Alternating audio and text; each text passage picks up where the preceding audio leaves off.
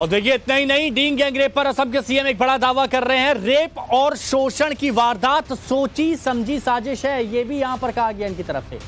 Weapon की तरह इस्तेमाल हो रहा है महिला के खिलाफ अपराध। यह बड़ी खबर आपको बता रहे हैं। डींग गैंग रेप सबको याद होगा, लोगों में आक्रोश था। असम के मुख्यमंत्री कह रहे हैं और दावा कर रहे हैं कि रेप और शोषण की वारदात सोची समझी साजिश है। वेपन की तरह इस्तेमाल हो रहा है महिला के खिलाफ अपराध। अपराधों का मकसद स्थानीय लोगों की जमीनें खाली कराना है, डर बिठाना है ताकि वो जल्द से जल्द अपनी जमीन खाली करें और वहां से भाग खड़े हों।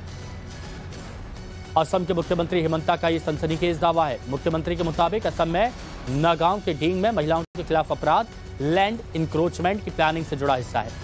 दावा किया गया है कि विशेष समुदाय के लोग एक पैटर्न इस्तेमाल कर रहे हैं जिसके तहत पहले अपराध करते हैं, असमिया लोगों में डर का माहौल पैदा करते हैं और इस वजह से फिर लोकल असमिया वो इलाका खाली कर देते हैं। और असम में ये सब कुछ पिछले 15 सालों से चल रहा है।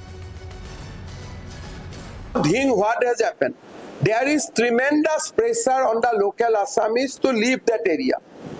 That was, that Dhing was the birth. Dhing Botodroba is the birthplace of Mahapurush Srimanta Shankardeva.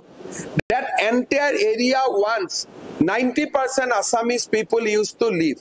Today, the Assamese people has been reduced to 10% because of the continuous criminal activity. People are leaving home, people are selling lands, and the other section of people are occupying the place which is being vacated by the indigenous Assamese people. If you look at the situation specifically in Dhing, last few years, there are continuous pressure on the local Assamese people of the Dhing to leave the place.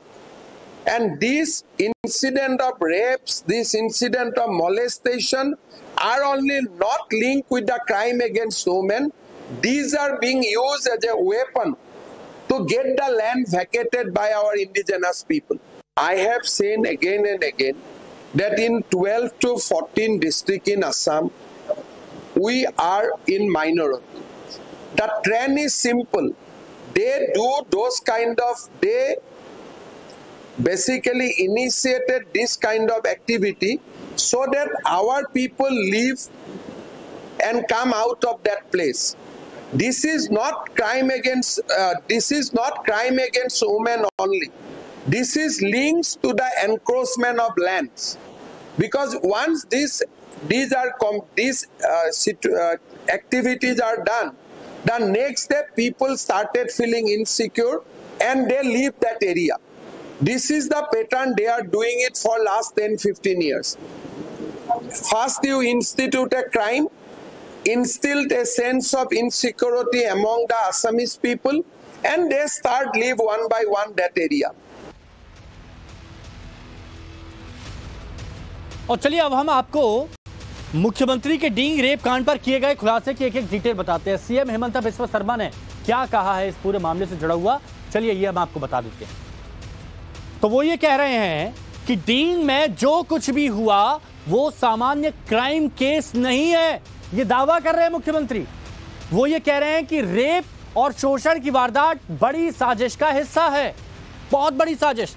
डींग में स्थानीय लोगों पर उनका इलाका छोड़ने का दबाव है, ऐसा डर उनके मन में बिठाया जा रहा है कि भाई इलाका छोड़ दो यहां से। आपराधिक गतिविधियों के चलते लोग घरों को छोड़ रहे हैं। स्थानीय जो असमिया लोग हैं, जो असम के रहने वाले हैं, वो लोग अपनी जमीनों को बेच देते हैं और कुछ लोग तो ऐसे हैं जो अपनी जमीन बेच भी नहीं पा रहे हैं, वो ऐसे ही जा रहे हैं।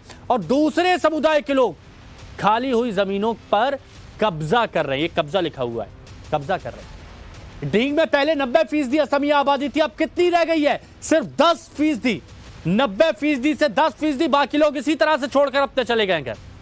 सोच समझकर ही महिलाओं के खिलाफ अपराध हो रहा है, क्योंकि महिलाओं की इज्जत बहुत सर्वोपरि रहती है, उससे कहीं पर कोई कॉम्प्रोमाइज नहीं किया जाता और इसलिए लोग बाग छोड़ देते हैं एक सुरक्षित माहौल के लिए। अपराध को हथियार के तौर पर इस्तेमाल यहां पर किया जा रहा है, डर का माहौल बनाया जा रहा है, जमीनें खाली कराने का यहां पर मकसद रह गया और इसीलिए लोगों पर दबाव बनाया जा रहा है कि वो यहां से छोड़े, उसके बाद उनकी जमीन पर कोई और कब्जा कर ले।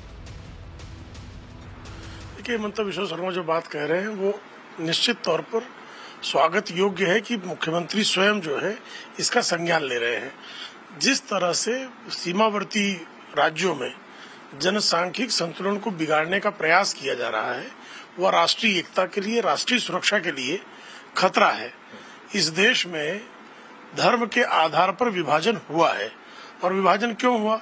जहां पर जनसंख्या का संतुलन जो है एक मजहब विशेष लोगों के पक्ष में चला गया, वो इलाके देश से बंट गए। अब अगर कोई सुनियोजित ढंग से मजहबी संतुलन को बिगाड़ रहा होगा तो मुख्यमंत्री के रूप में राष्ट्रीय सुरक्षा की दृष्टि से हिमंता बिस्वा शर्मा जी ने अगर उसको संज्ञान लिया है तो जैसा उन्होंने कहा भी है कि जिस तरह से उनको बारंबार गालियां दी जाती हैं और उनके सुरक्षा तक को जो है खतरा पैदा करने का काम एक वर्ग विशेष कर रहा है, वो निश्चित तौर पर निंदनीय भी है। देखिए आगे बढ़े उससे पहले ये जानना भी जरूरी है कि आखिर असम के जींद में किस तरह की हैवानियत हुई जिससे पूरे देश में गुस्सा है। तो यहां पर ऐसे समझिए, दरअसल यहां पर जो 15 साल की नाबालिग है उसके साथ गैंगरेप होता है। 22 अगस्त को छात्रा के साथ इस वारदात को अंजाम दिया जाता है, जघन्यतम अपराध जिसे कहा जाता है। 10वीं में यह छात्रा पढ़ती थी। 3 लोगों पर गैंगरेप करने का यहां पर आरोप लगता है, 3 लोगों पर, और गैंगरेप करने के बाद कब्रिस्तान के पास फेंक दिया जाता है। ट्यूशन से पढ़कर आ रही थी, गैंगरेप किया, कब्रिस्तान के पास फेंक दिया। बेहोशी की हालत में यह छात्रा मिलती है और पीड़िता को अस्पताल में भर्ती कराया गया। मेडिकल टेस्ट में यह पुष्टि होती है कि 1 से ज्यादा लोगों ने गैंगरेप किया है। पुलिस ने पीड़िता का बयान दर्ज किया और पीड़िता के बयान के बाद एक आरोपी अरेस्ट हुआ। नाम था उसका तफजुल इस्लाम। तफजुल इस्लाम को पुलिस ने पकड़ा। तफ्तीश के लिए सीन रिक्रिएट करने के लिए मौका वारदात पर पुलिस तफजुल इस्लाम को लेकर जाती है, लेकिन वो वहां से भागने की कोशिश करता है, भागता है और भागने के दौरान वो तालाब में गिरता है। तफजुल इस्लाम की मौत हो जाती है। गैंगरेप मामले में फरार जो 2 आरोपी हैं, अभी उनकी भी तलाश की जा रही है। वो अभी फरार हैं लेकिन उनकी तलाश की जा रही है। ढींग रेप कांड को लेकर असम के मुख्यमंत्री हिमंता बिस्वा शर्मा ने बड़ा खुलासा किया है। मुख्यमंत्री का दावा है कि असल में ये कोशिश वहां की जमीन हथियाने को लेकर भी होती है। परिवारों को डराया जाता है और उसके बाद में उनकी जमीनों पर कब्जा कर लिया जाता है। दावा यह भी कि जिस जगह यानी कि ढींग में जिस जगह ये घटना हुई उसके आसपास पहले करीब 90% हिंदू आबादी रहा करती थी, जो धीरे धीरे घटकर और जमीनों पर कब्जे के बाद अब मात्र 10% रह गई है और 90% अब वहां मुस्लिम आबादी है। जांच में लगातार नए नए खुलासे हो रहे हैं और जांच में एक व्यक्ति को जिसे गिरफ्तार किया गया था उसने पानी में कूदकर अपनी जान गंवा दी। लेकिन वहां पर लोगों की मांग यही है कि रेप के जो तमाम आरोपी हैं उनकी जल्द से जल्द गिरफ्तारी होनी चाहिए। इस बीच में मुख्यमंत्री का यह दावा है कि ये कोशिशें जमीन हथियाने को लेकर हैं और किस तरीके से परिवारों को महिलाओं के अगेंस्ट क्राइम कर डराया जाता है और धीरे धीरे उसकी जमीनों पर आसपास के इलाकों पर कब्जा कर लिया जाता है। पुलकित नागर, टाइम्स नाउ, नवभारत। देखिए ऐसा पहली बार नहीं हुआ है कि जब जो असम के सीएम हैं, सीएम ने वहां की बदलती डेमोग्राफी चेंज को लेकर अपनी चिंता जाहिर की है। वो पिछले कुछ महीनों से इस मुद्दे को लगातार उठाते रहे और भविष्य में इसके खतरनाक परिणाम के बारे में आगाह भी करते आ रहे हैं। और इससे पहले जुलाई में उन्होंने क्या कुछ कहा था, चलिए ये भी हम आपको बता देते हैं। उन्होंने उस वक्त कहा था कि असम में मुस्लिम आबादी तेजी से बढ़ रही है। देखिए असम में तेजी से मुस्लिम आबादी बढ़ रही है, ये कहा था। 1951 में मुस्लिम आबादी तकरीबन 1951 में 12% थी, जो बढ़कर अब कितनी हो गई है, 12 से 40% हो गई है। हर 10 साल में वहां पर मुस्लिम आबादी में तकरीबन 30% इजाफा हो रहा है। मतलब आप ये मान के चलिए कि हर 10 साल में मुस्लिम आबादी लगभग 11 लाख बढ़ रही है। 11 लाख बढ़ रही है। क्या दावा कर रहे हैं? हिंदू समुदाय की आबादी सिर्फ 16% रह गई है। ये आंकड़ा देखिए, यहां पर 16% ये यहां पर रह गई है। उन्होंने बताया कि असम में डेमोग्राफी चेंज से जिले के जिले खो गए, पता नहीं कहां है, खत्म, फिनिश। 2011 में असम में मुस्लिम आबादी 1.4 करोड़ थी, यानी 1,40,00,000। दावा यह किया कि असम में 2041 तक बराबर हो जाएगी हिंदू और मुस्लिम आबादी जो है वो बराबर हो जाएगी और 2051 तक असम मुस्लिम बाहुल राज्य हो जाएगा, जो उनके लिए जीने और मरने का मुद्दा बन चुका है। यह बात कही असम के मुख्यमंत्री हेमंत बिस्वा शर्मा ने। 11 যদি জনগণনা আৰু এনআৰসিৰ ডেটা এইটোক যদি আপুনি ষ্টেটিষ্টিকেল প্ৰজেকশ্যন কৰে তেতিয়াহ'লে 41 চনত মুছলিম আৰু হিন্দুৰ জনসংখ্যা প্ৰায় সমান হ'ব আৰু 51 চনত অসম মুছলিম মেজৰিটি দেশ হ'ব। এইটো মই বনোৱা তথ্য নহয়।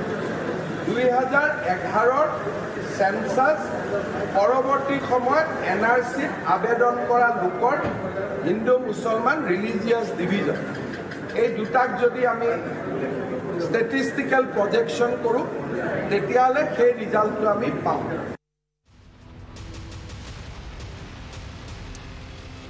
एक और बड़ी खबर आपको बता देते हैं। केंद्रीय मंत्री गिरिराज सिंह एक बहुत बड़ा दावा कर रहे हैं कि भारत में बहुत बड़ी साजिश रची गई है। गिरिराज सिंह कह रहे हैं, बड़ी खबर केंद्रीय मंत्री गिरिराज सिंह से जुड़ी हुई, कह रहे हैं कि भारत में बहुत बड़ी साजिश भारत के खिलाफ रची गई। देश के अंदर पाकिस्तान बांग्लादेश बनाने की साजिश है। बंगाल झारखंड में घुसपैठियों को बसाया जा रहा है। पूरी प्लानिंग के साथ बांग्लादेशी मुसलमानों की एंट्री की जा रही है। बांग्लादेश में क्या हो रहा है ये तो आप समझ ही रहे हैं। कट्टरपंथी वहां पर हावी हो रहे हैं। जाकिर नाइक को बुलावा भेजा गया है। कट्टरपंथियों को बसने के लिए कहा जा रहा है। भारत के खिलाफ एक एजेंडा चल रहा है 7 सिस्टर्स को अलग करने का, चिकन नेक को तोड़ने का। और यही बात गिरिराज सिंह कह रहे हैं। देखिए, योजनाबद्ध तरीके से भारत के खिलाफ साजिश रची जा रही है। तो एक खुलासा करते हैं हेमंत बिस्वा शर्मा, एक नहीं कई खुलासे करते हैं। मुस्लिम आबादी बढ़ने का दावा किया जा रहा है और डींग गैंगरेप कांड का टूल किट कनेक्शन बताया कि कैसे महिलाओं के खिलाफ अपराध सोची समझी एक तरीका है ताकि लोगों को डराया जा सके, उनको वहां से भगाया जा सके और वो जो ज़मीन छोड़ कर गए हैं या औने पौने दाम में बेच के गए हैं उसको हड़पा जा सके। ये हो रहा है और यही वजह है कि 1951 में 12% आबादी जो मुसलमानों की थी वो अचानक तेजी से बढ़ जाती है, हिंदुओं की घट जाती है, हिंदू पलायन कर देते हैं। ये मुख्यमंत्री कह रहे हैं। सोची समझी रणनीति, सोची समझी तैयारी। लैंड जिहाद शब्द का इस्तेमाल भी सीएम हेमंत बिस्वा शर्मा की तरफ से कहा जाता है। महिलाओं के खिलाफ अपराध सोच समझकर किए जाते हैं, सोची समझी साजिश, ये भी कहा जा रहा है हेमंत बिस्वा शर्मा की तरफ से। गिरिराज सिंह केंद्रीय मंत्री भी कह रहे हैं झारखंड में बांग्लादेशी मुसलमानों को बसाया जा रहा है। तो पूरी तैयारी की जा रही है।